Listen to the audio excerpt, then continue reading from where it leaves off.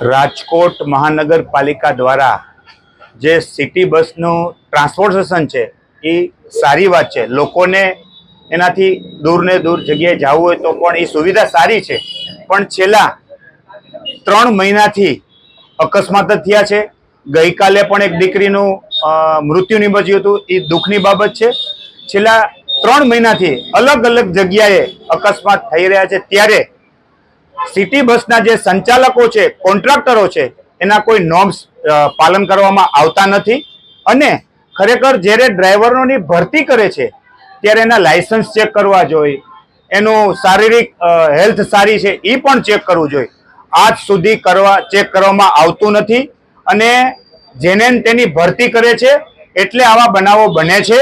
અને આજે પણ મ્યુનિસિપલ કમિશનરના જે સિટી સંચાલક જે છે, એના મેનેજર છે, એને પણ સવારમાં મેં વાત કરી છે કે જે આ સિટી બસના સંચાલક જ છે એની સામે કડકમાં કડક પગલાં લેવાય એવી અમારી કોંગ્રેસ પક્ષની માગણી છે।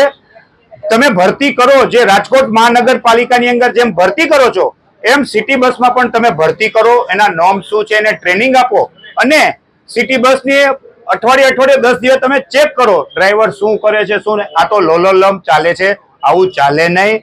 રાજકોટની જનતા માટે 21 લાખ લોકોની પ્રજા છે, એને સારી સુવિધા મળે એવી અમારી કોંગ્રેસ પક્ષની માગણી છે। અને આવનારા દિવસોની અંદર જો આ સિટી બસની સામે પગલાં લેવામાં નહીં આવે તો મ્યુનિસિપલ કમિશનરને આ બારામાં રજૂઆત કરવામાં આવશે।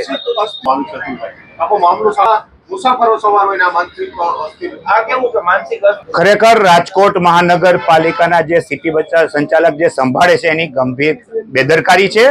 જેવા આવા અસ્થિર માણસોની કોઈ ભરતી ન કરાવે, એની મેડિકલ સર્ટિફિકેટ લેવું જોઈએ, આ ગંભીર બાબત કહેવાય।